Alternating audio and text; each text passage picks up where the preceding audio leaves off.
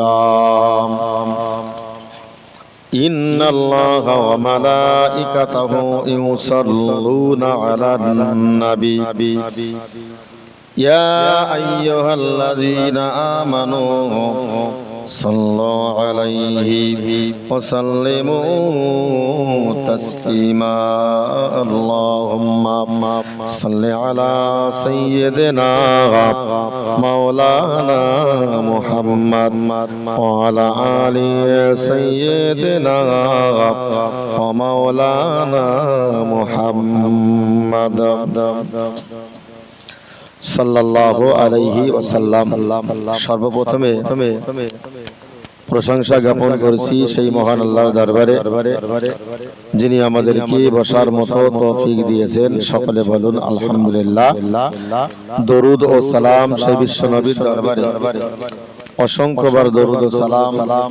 সকলে বলুন সাল্লাল্লাহু আলাইহি ওয়াসাল্লাম।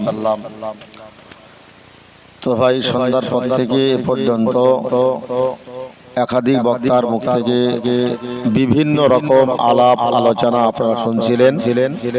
আমি আপনাদের কাছে কিছু আলোচনা করার জন্য বসেছি।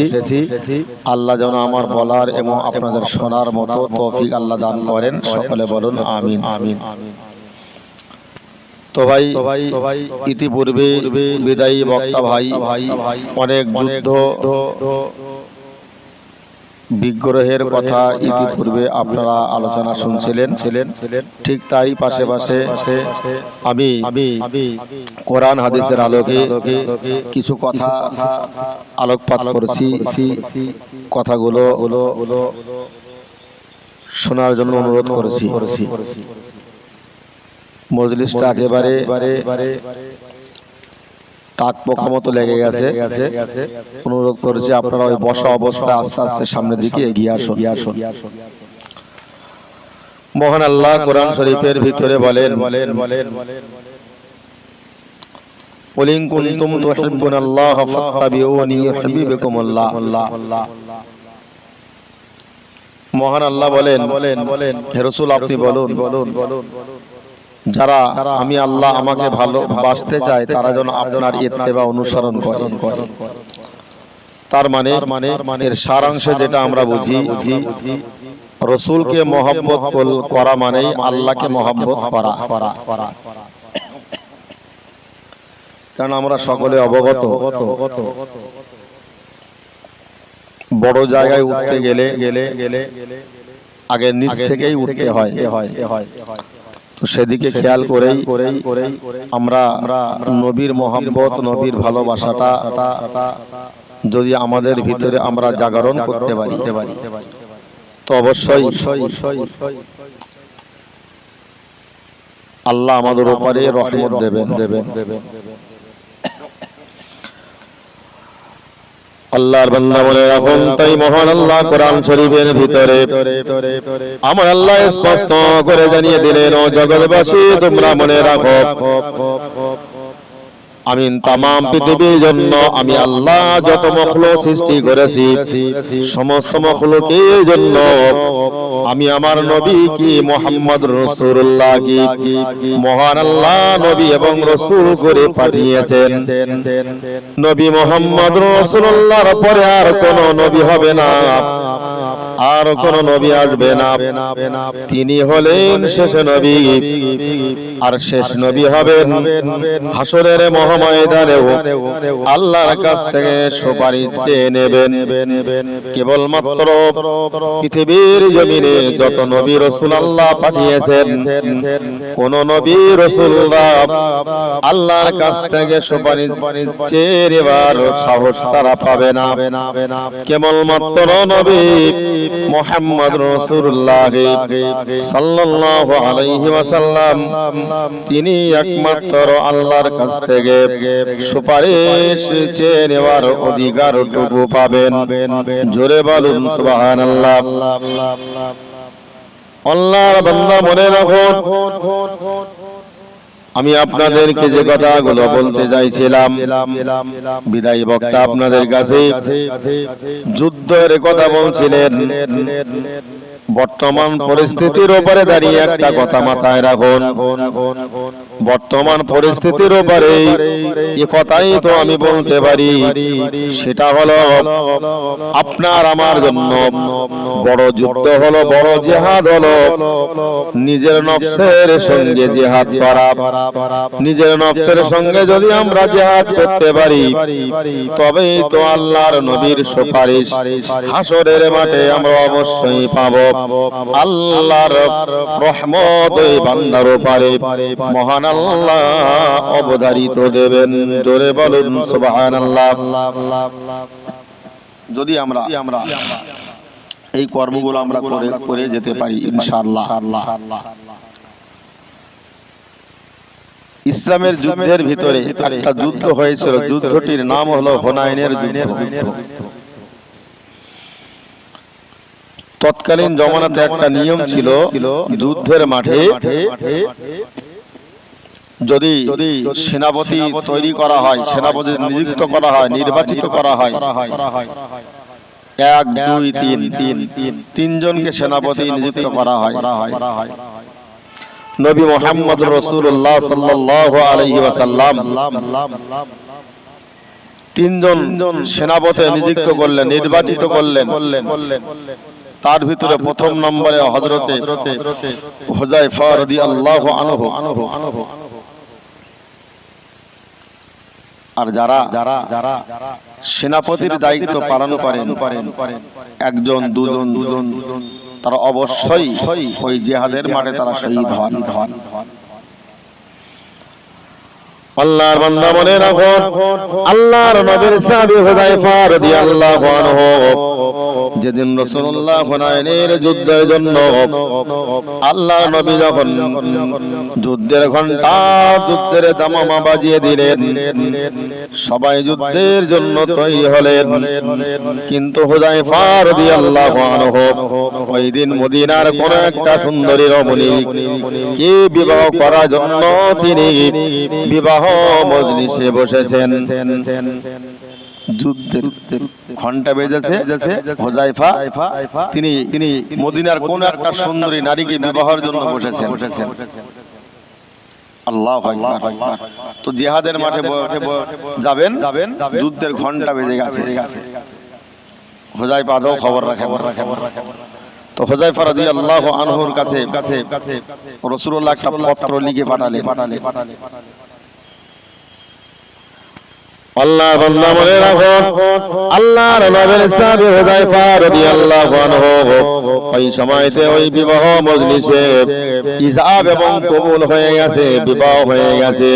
কিন্তু ওই বিবাহের মজলিসে তখন চলছিল মিষ্টি বিতরণ। আল্লাহর বান্দা মনে রাখো, মিষ্টি বিতরণ চলছে, এমত অবস্থাতে একজন ব্যক্তি গিয়ে আল্লাহর নবীর ওই পত্রখানা হুযায়ফার হাতে ধরিয়ে দিলেন। জোরে বলুন সুবহানাল্লাহ। একটা পত্র ধরিয়ে দিলেন। তো এই পত্রটা ধরিয়ে দিলেন, হুযায়ফা রাদিয়াল্লাহু আনহু খুলে খুলে দেখছেন যে পত্রতে কি লেখা আছে। আল্লাহর বান্দা মনে রাখো, আল্লাহর নবীর সাহাবী হুযায়ফা রাদিয়াল্লাহু আনহু ওই সময় পত্রটা খুলে লক্ষ্য করে দেখতে পেলেন আল্লাহর নবীর নাম লেখা রয়েছে। রাসূলুল্লাহ বলছে, ও হুযায়ফা, হুনাইনের যুদ্ধে প্রথম সেনাপতি আমি দিনের নবী মুহাম্মদ রাসূলুল্লাহ, তোমাকে আমি নিযুক্ত করেছি, নির্বাচিত করেছি। হুযায়ফা দেরি করো না, খুব তাড়াতাড়ি চলে এসো। হুযায়ফা রাদিয়াল্লাহু আনহু আল্লাহর নবীর ওই পত্রটা পাওয়ার সাথে সাথে বুকে ঠেকিয়ে মুখে চুমা দিয়ে হুযায়ফা রাদিয়াল্লাহু আনহু ওই বিবাহের মজলিস থেকে তিনি উঠে দাঁড়ালেন। তিনি চলে যাবার জন্য উদ্যত হলেন। এমত অবস্থাতে সকলে জিজ্ঞাসা করেছে, ও নবীর সাহাবী হুযায়ফা, আপনি একটা আবার বলুন না আপনি এখন কোথায় চলে যাবেন? আল্লাহর নবীর সাহাবী হুযায়ফা সমস্ত ঘটনা খুলে বলার পরে ওই মজলিস থেকে বলতে শুরু করেছে, হুযায়ফা নতুন বিবাহ করে স্ত্রীর সাথে সাক্ষাৎ করাটা হলো সুন্নতে রাসূল। বলছে নিজের স্ত্রীর সাথে দেখা করাটাও সুন্নতে রাসূল।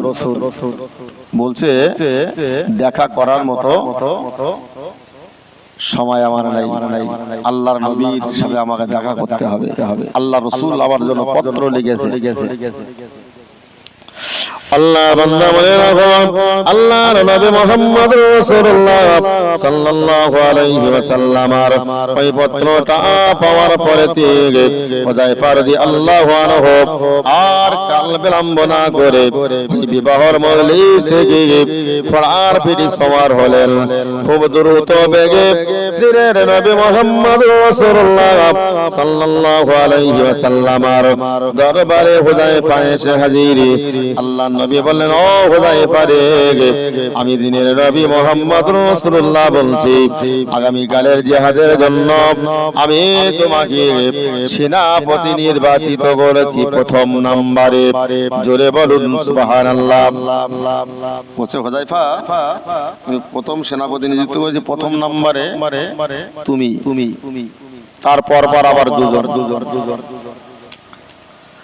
আল্লাহ নবী মুহাম্মদ রাসূলুল্লাহ সাল্লাল্লাহু আলাইহি ওয়াসাল্লাম ওই দিন সমস্ত জিনিসপত্রগুলো গুছিয়ে নিয়ে যখন রাস্তায় বেরিয়েছেন, বেরিয়ে যাবার পরে হুযায়ফা রাদিয়াল্লাহু আনহুকে নিয়ে যখন সমস্ত নবীর সাহাবীরা বেরিয়ে পড়েছেন ওই জিহাদের মাঠে যে যুদ্ধ করার জন্য, হুনাইনের যুদ্ধে যাওয়ার জন্য, রাত হয়ে যাওয়ার কারণে আল্লাহর নবীর সাহাবী হুযায়ফা ওই সময়তে তাঁবুর ভিতরে রাসূলুল্লাহ বললেন, সবাই এই রাত্রিতে ফজরের নামাজের পরে আমরা সবাই বেরিয়ে যাব, সবাই যুদ্ধের অস্ত্র শস্ত্রগুলো সবাই মেরামত করতে শুরু করো, সবাই অস্ত্র শস্ত্রগুলো সবাই একত্রিত করে জমায়েত করো, সব রেডি করে রাখো, ফজরের নামাজের পরে আমরা জিহাদের মাঠে চলে যাব।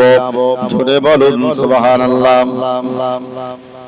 হুযায়ফা রাদিয়াল্লাহু আনহু সব গুছিয়ে নিয়ে ফজরের নামাজ হলো, সাজগোজ করে নিয়ে এবার বেরিয়ে পড়বে। আল্লাহ নবীর সাহাবী হুযায়ফা রাদিয়াল্লাহু আনহু এই সময়তে হুযায়ফা যখন রাসূলুল্লাহর সঙ্গে জিহাদে বেরিয়ে পড়বেন, এমন অবস্থাতে একজন ব্যক্তি এসে হুযায়ফা রাদিয়াল্লাহু আনহুর হাতে একটা চিঠি ধরিয়ে দিলেন। আল্লাহর বান্দা মনে রাখো, হুযায়ফা রাদিয়াল্লাহু আনহুর হাতে যেই না চিঠি ধরিয়ে দিলেন, হুযায়ফা করে দেখলেন যে তার স্ত্রী একটা বারের জন্য দেখা করার জন্য বলছে। উল্টো পিঠে হুযায়ফা লিখে দিলেন, না না না, তোমার সাথে দেখা করার তুলনায় নবীর সাথে জিহাদের মাঠে যাওয়াটা আমার খুব জরুরি। হবে না। একবার নয়, দুবার নয়, তিনবার নয়, বারবার যখন ওই পত্র হুযায়ফার কাছে দিতে শুরু করেছে, দিনের নবী মুহাম্মদ রাসূলুল্লাহ সাল্লাল্লাহু আলাইহি ওয়াসাল্লাম বলে, হুযায়ফা রে, তোমাকে বারবার যাওয়ার পথে ডিস্টার্ব কে করে? দিনের নবী মুহাম্মদ রাসূলুল্লাহর সাথে হুযায়ফা সমস্ত বৃত্তান্ত ঘটনাগুলো খুলে বলার পরে রাসূলুল্লাহ বললেন, হুযায়ফা, ও হুযায়ফা, তুমি মনে রাখো, আমি দিনের নবী মুহাম্মদ রাসূলুল্লাহ বলছি, সমস্ত সাহাবীদেরকে নিয়ে আমি এই রাস্তায় তোমার জন্য অপেক্ষায় থাকব, একটা বারের জন্য হলেও তুমি তোমার স্ত্রীর সাথে দেখা করে এসো। আল্লাহর নবী পাঠিয়ে দিলেন। হুযায়ফা তখন খুব দ্রুত বেগে যখন ওই সওয়ারির উপরে উঠে শ্বশুর বাড়ির দিকে রওনা হলেন। গত সন্ধ্যায় মদিনার এক সুন্দরী রমণীর সঙ্গে তার বিবাহ হলো, কিন্তু না কোনো বাসর হলো না। হুযায়ফা রাদিয়াল্লাহু আনহু তিনি ওই সওয়ারি উঠে খুব দ্রুত বেগে চলে গেলেন। দ্রুত বেগে চলে যাওয়ার পরে গিয়ে ঘরের সামনে দাঁড়িয়ে হুযায়ফা রাদিয়াল্লাহু আনহু তিনি নিজের স্ত্রীকে ডাকলেন, আমার স্ত্রী তুমি মনে রাখো, তোমার বারবার চেপে দেওয়ার কারণে আল্লাহ নবী আমাকে পাঠিয়ে দিয়েছে, একটা বার বলো না ও আমার প্রাণের স্ত্রী, একটা বার বলো না তুমি কি বলবে? ওই সময়তে বলে, আমার প্রাণের স্বামী গো, গত সন্ধ্যায় আপনি আমার সাথে বিবাহ করেছেন, বিবাহ বন্ধন আবদ্ধ হয়েছিলেন, কিন্তু আপনার সঙ্গে আমার কোনো সাক্ষাৎ হয়নি। আপনি মেহেরবানি করে এক গ্লাস শরবত আমি বানিয়ে রেখেছি আপনাকে দেওয়ার জন্য, এই শরবতটা আপনি একবার পান করুন। হুযায়ফা রাদিয়াল্লাহু আনহু ওই সময় বললেন, আমার প্রাণের স্ত্রী গো, না তুমি মনে রাখো, ওই শরবত খাবার আবার সময় নাই, তুমি কি বলবে তুমি আমাকে বলে দাও। ওই সময় স্ত্রী বললেন, আমার প্রাণের স্বামী গো, আপনি একটা বারের জন্য আমি আল্লাহর কাছে দোয়া করব, আর আপনি পিছনে হাতটা তুলে আমিন আমিন করবেন। তুমি হাত তুলে দোয়া করব, আর আপনি পিছনে একটু আমিন আমিন করবেন। আল্লাহর বান্দা মনে রাখো, হুযায়ফার স্ত্রী ওই সময়তে এবার দোকান হাত আল্লাহর কাছে উঠিয়ে বলছে, ও রব্বুল আলামিন, আমি জানি যারা জিহাদের মাঠে যাদের যুদ্ধের সেনাপতি করা হয়, যাদের যুদ্ধের সেনাপতি নিযুক্ত করা হয়, নির্বাচিত করা হয়, ও আমার আল্লাহ, আমার স্বামীকে প্রথম নম্বরে সেনাপতি রব্বুল আলামিন, আমার স্বামী জিহাদ করার পরে আমার স্বামীকে আপনি আমার কোলে ফিরিয়ে দেবেন। এমন করে দোয়া করতে করতে যখন পিছন দিক থেকে তাকিয়ে দেখেন হুযায়ফা রাদিয়াল্লাহু আনহু তিনি দোয়া শেষ করে দিয়েছেন, হাত নামিয়ে নিয়েছেন, আমিনও বললেন না, দোয়া শেষ করে দিলেন। আল্লাহর বান্দা আপনি মনে রাখুন, ও দিনদার পরেজগার আল্লাহ ওয়ালারা মনে রাখুন, হুযায়ফা রাদিয়াল্লাহু আনহু এই সময় আমিন না বলে হাত ছেড়ে দিয়ে ঘোড়ার পিঠে উঠে সওয়ারি হয়ে তিনি যাচ্ছেন, আর বলে, শহীদ হয়ে যাওয়ার পরে আমার প্রাণের স্ত্রী গো, হাসরের মহাময়দানে তোমার সাথে আমার সাক্ষাৎ হবে। হাসরের মাঠে তোমার সাথে আমার হাসরের মাঠে সাক্ষাৎ হবে। তুমি চিন্তা করো না, দোয়া করো, গাজী রূপে ফিরিয়ে দাও, ফেরাবে না। জিহাদের মাঠে আমার শহীদ হতেই হবে, এটা রাসূলুল্লাহর নির্দেশ। আল্লাহ নবী মুহাম্মদুর রাসূলুল্লাহ সাল্লাল্লাহু আলাইহি ওয়াসাল্লাম সঙ্গে যখন জিহাদের মাঠে চলে গেলেন, আল্লাহর বান্দা আপনি মনে রাখুন, ওই জিহাদের মাঠে চলে যাওয়ার পরে হুযায়ফা রাদিয়াল্লাহু আনহু ওই হুনাইনের যুদ্ধে তিনি শহীদ হয়ে গেলেন।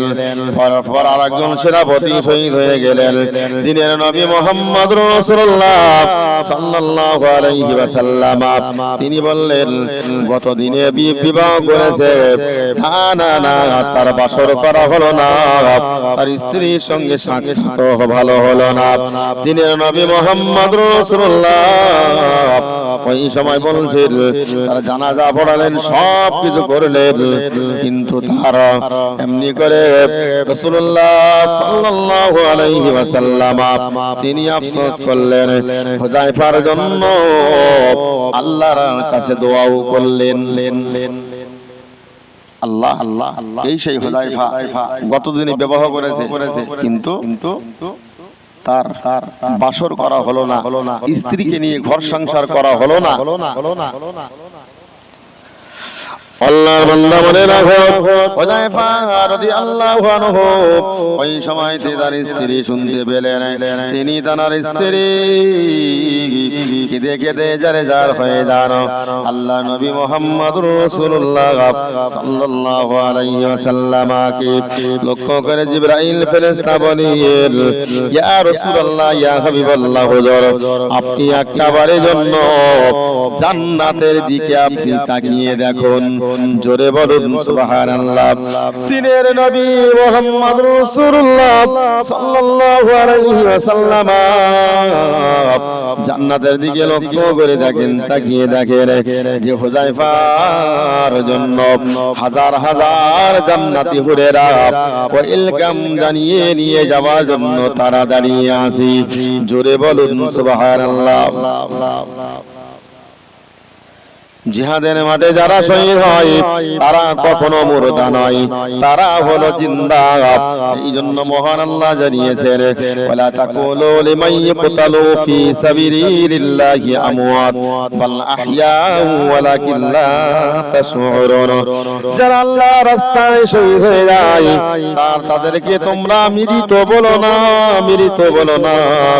তারা হলো জীবিত, তারা হলো জীবিত, তাদের কখনো তোমরা মৃত বলো না। মৃত নয়, এরা হলো জীবিত।